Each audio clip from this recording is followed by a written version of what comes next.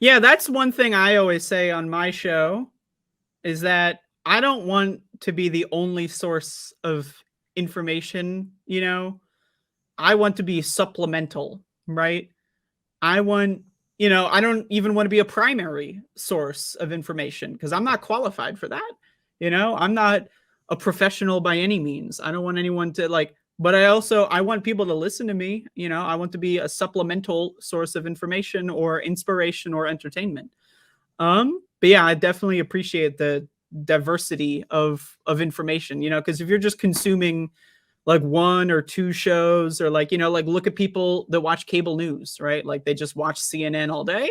Hmm. Yikes. You know what I mean? So and if you watch left-wing YouTuber X all day every day, and it's probably better overall than watching CNN, but like still you should try to get diversity of thought as much as possible. And that's why like there's a lot of times where, and again, I don't care about money, but there's a lot of times where there's like YouTube stuff, where it's like I know I can make money if I covered a specific subject, but it's Hmm. like I have nothing to say. And sometimes, sometimes I come up with something, or sometimes it's just so entertaining, that like I'll weigh in for a little bit. Every once in a while, I'll have a treat. I'll eat the candy, but like sometimes I just think I have nothing to add to this. There's no reason for me to talk about it. People, if they would like to know my opinion, they're welcome to ask it in the chat, and I can give like a 2 sentence answer, and that's all that needs to be said. Because if you want to learn more about that, I want you to go look at it somewhere else, because there's plenty. So that's why I try to focus on like smaller stuff a lot. Like for me, like food is a big one, and like I was saying before, to wrap up my childhood experience where I feel like I had a late start, is that like I had a lot of health problems as a kid, and I don't have any of them anymore.